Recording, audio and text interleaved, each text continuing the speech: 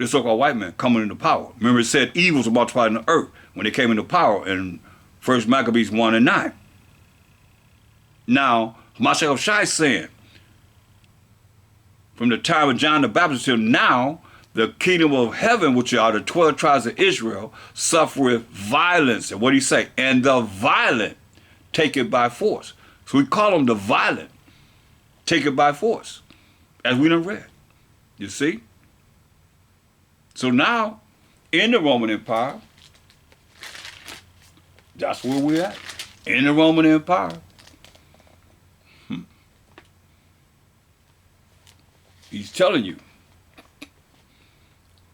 Look at Matthew 13 and 24. Another parable put he forth unto them, saying.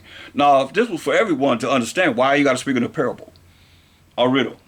In another parable he put forth unto them, saying, the kingdom of heaven is likened unto a man which sowed good seed in his field, but while men slept, we're in the Roman Empire here, but while men slept, his enemy came and sowed tares among the wheat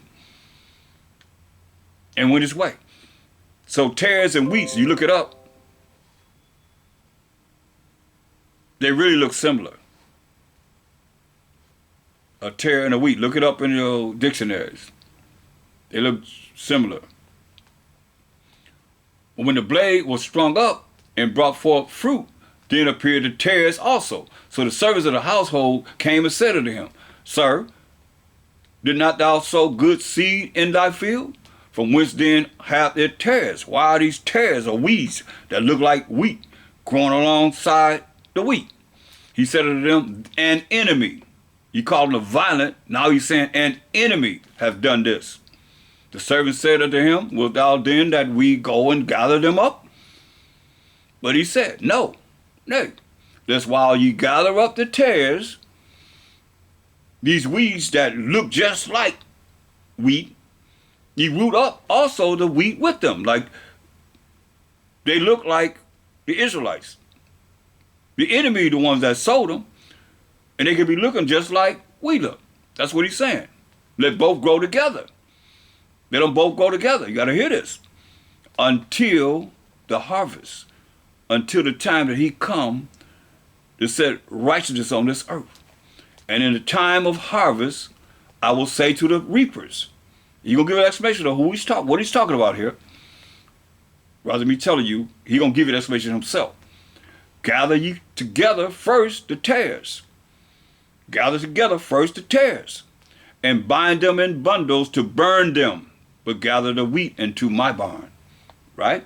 So he gave a lot of parables. You go through this chapter, he gave a lot of parables. But understand, when the apostles came to him, look what they wanted to know about him.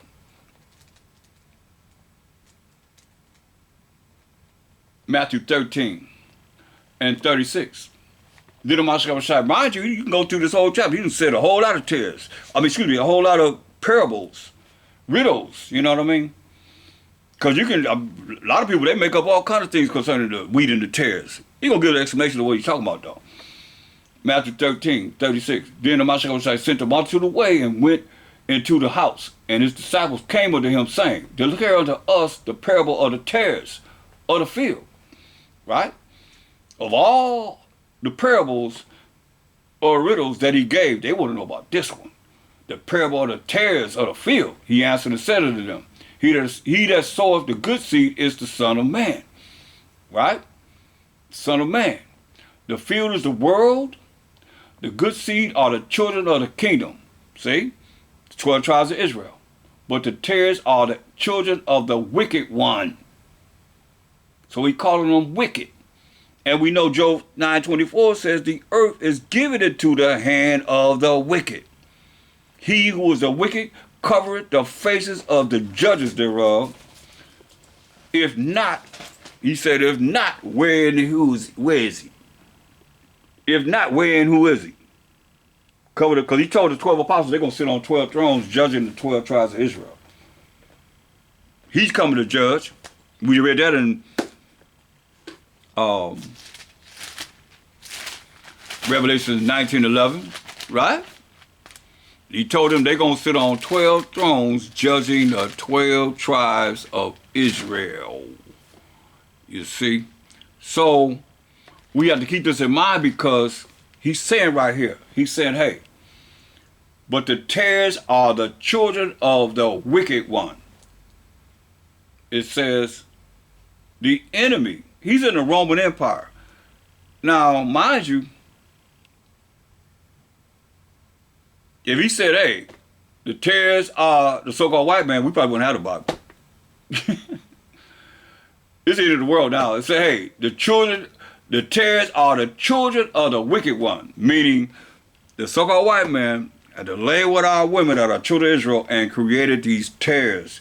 So they come out looking like us. Therefore, he's saying, hey, you can't distinguish who is who. You can't, by the way you look at someone, you can't really tell. He's saying, hey, but the tares are the children of the wicked one, because you are who your father is, not who your mother is. Like they done switched up everything, man. It's like the scripture says this, they done switched it up, and people just regurgitate what they say that's off, man. You have your mother. How you and your mother? Your mother ain't no woman had no baby without no seed of man going into her. Look, Numbers 1 and 18, man. Come on, man. This is basics, man, but it's not basics for those that gonna believe a lie. Listen, Numbers 1 and 18, and they assembled all the congregations together on the first day of the second month, and they declared their pedigrees after their families, right? By the house of their fathers. By the house of their fathers, not their mothers, but by the house of their fathers. And they supposed to be believing in the Torah. And the Torah says they pedigrees after their families by the house of their fathers, not their mothers. Come on. So now, going back to Matthew 13 and verse 38, it says, the field is the world. Because they asked him the question about these tares. The good seed are the children of the kingdom. So the good seed is the children of the kingdom. 12 tribes of Israel. But the tares are the children of the wicked one. So the so-called white man lay with our women and created his children. So MASHAYACH called them the violent. Now he called them the wicked. Now he's saying, verse 39, the enemy that sold them is the devil. So now, he's saying the enemy, now we got violent, we got the wicked one, we got the enemy, now we got the devil.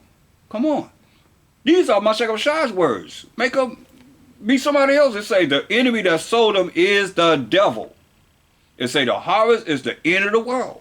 And we know 2 Ezra 6 and 9 says for Esau is the end of the world. And Jacob was the beginning of it that followed. They say the enemy that sold him is the devil. The harvest is the end of the world. When Esau's ruling, and we got next, as the Israelites, under the power of the Most High, the MASHAYACH, and the reapers are the angels. Listen, as therefore the tares are gathered and burned in the fire, so shall it be in the end of this world. And you know that those nations that slept with our women and created their babies coming from that man, so shall it be at the end of this world. He said, the Son of Man shall send forth his angels, and they shall gather out of his kingdom all things that offend and them that do iniquity, and shall cast them into a furnace of fire. There shall be wailing and gnashing of teeth. Then shall the righteous shine forth as the sun in the kingdom of their Father. Who have ears to hear, let them hear. You see? So now, this is why he was on the earth. He's telling you about this. Who is it that put him to death? Who put MASHAYACH to death? The Romans. Wicked Israelites gave him over to the Romans, and the Romans put him to death. Okay? We winding down now. Let me go to what he told us in prophecy. We in the Roman Empire. Let's see what he told us. Luke 21. I believe that's what I want. And 20. Yeah, Luke 21 and 20. In the Roman Empire. He warned us. And when ye shall see Jerusalem compassed with armies, right? What armies you think those are? Those are the Roman armies, you know. I mean, look at it however you want to. He's in the Roman Empire. He's telling them, when you see this Jerusalem compassed with armies, this is approximately about 65 to 70 AD, when we fought the Romans. He's telling us what to do. And when ye shall see Jerusalem compassed with armies, then know that the desolation thereof is not. Know that our time of them coming and destroying us is near. Then let them which are in Judea flee to the mountains. That's when we fled into Africa. And let them, just like when MASHAYACH was born, what the angel Gabriel told Joseph, take Mary and the baby and hide into Egypt, amongst them dark nations. And we that was there had provinces already there in Africa. He tell us here, flee into Africa. Ain't that you can walk into Africa from Israel at this time before they built the Suez Canal, you know what I mean? Come on, man. And call it the Far East, the Middle East, man. Come on, man. Then let them which are in Judea flee to the mountains. That's when we fled into Africa. And let them which are in the midst of it depart out. And let not them that are in the countries enter therein. Why? But these be the days of vengeance. Remember, he said, "A violent take it by force." What violent? The Romans, the so-called Italian Caucasian, was the superpower of earth at the time. For these be the days of vengeance, that all things which are written may be fulfilled. Keep that in mind. Because the prophets prophesied about things that happen, and these things happen. All things that were written may be fulfilled. But woe unto them that are with child, women that are with child, and to them that give suck, have babies in those days. He said, for there shall be great distress in the land, and wrath upon this people. And they shall fall by the sword. Listen, they shall fall by the edge of the sword. This is 70 AD. And shall be led away captive into all nations. Hear that? This is the Roman Empire. We led into captives unto all nations. And Jerusalem shall be trodden down of the Gentiles until the times of the Gentiles be fulfilled. You see? Overstand this. And far as us having this eclipse now, he said, and there shall be signs in the sun, and in the moon, like we just had that eclipse, and in the stars, and upon the earth, distress of nations, wars and so forth. And with perplexity, the sea and the waves roaring and so forth. Men hearts failing them for the fear, and for looking after those things which are coming on the earth, for the powers of heaven shall be shaken.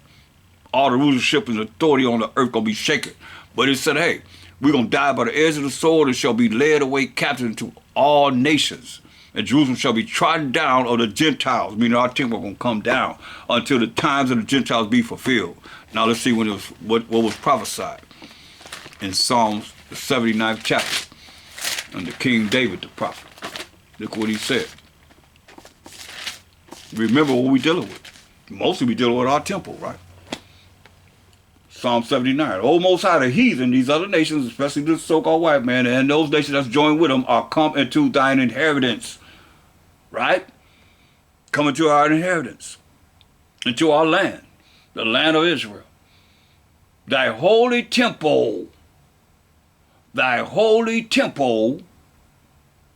under the Romans, thy holy temple have they defiled.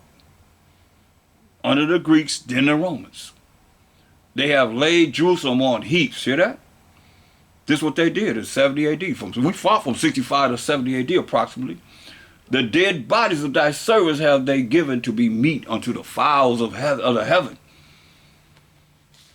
Buzzards and all the birds were eating up our bodies. The flesh of thy saints unto the beasts of the earth. Their blood have they shed like water round about Jerusalem, and there was none to bury them. We are become a reproach, a disgrace to our neighbors, a scorn and a derision to them that are round about us. How long, O Most High, wilt thou be angry forever? Shall thy jealousy burn like fire? Pour out thy wrath upon the heathen that have not known thee, and upon the kingdoms that have not called upon thy name. For they have devoured Jacob and laid waste his dwelling place. 70 AD, man, went into our temple. You got pictures, they got pictures of carrying our big gold minerals and so forth, all the things we had in the temple that we see was put in our temples. And then so through the years, you know, more riches and so forth. But they have devoured Jacob and laid waste his dwelling place. Oh, remember not against us former iniquities. Let thy tender mercy speedily prevent us. For we are brought very low. Help us, O Most High, of our salvation, for the glory of thy name. And deliver us and purge away our sins for thy name's sake. That's in our name, YAHAWASHI. Wherefore should the heathen say, where is their power? Let him be known among the heathen in our sight by the revenging of the blood of thy servants which is shed. Man, I mean, you gotta look at, the only way I can think of about this is when they open up the fire hydrants and let the water flow down the street. That's our blood flowing down the street in Jerusalem, man.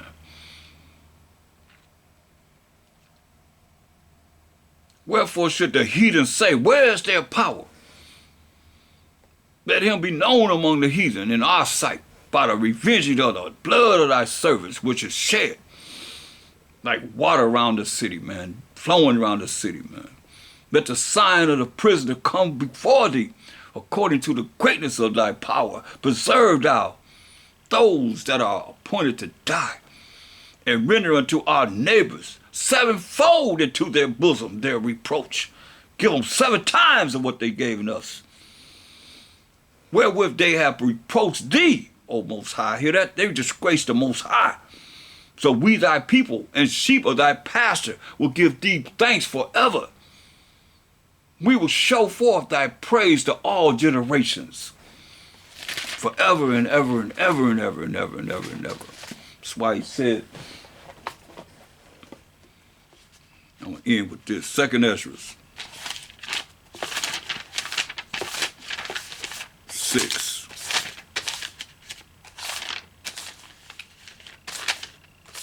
54. And after these, Adam also, whom thou madest Lord or power, of all thy creatures. Of him come we all. And the people also whom thou hast chosen, which are the 12 tribes of Israel. All this have I spoken before thee, O Most High, because thou madest the world for our sake. He made the whole world for our sake, the 12 tribes of Israel's sake. As for the other people, which also come of Adam, thou hast said that they are nothing in Isaiah 40 and 17. 40th chapter 17 verse.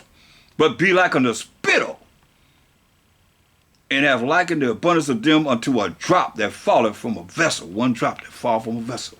And now, O Most High, behold, these heathen, which have ever been reputed as nothing, have begun to be powers over us and to devour us to this day. But we thy people, whom thou hast named thy firstborn, thy only begotten, and thy fervent lover, are given into their hands. If the world now be made for our sakes, why do we not possess an inheritance with the world? How long shall this endure? It's going to endure until the Most High bring forth what it is that he's going to do.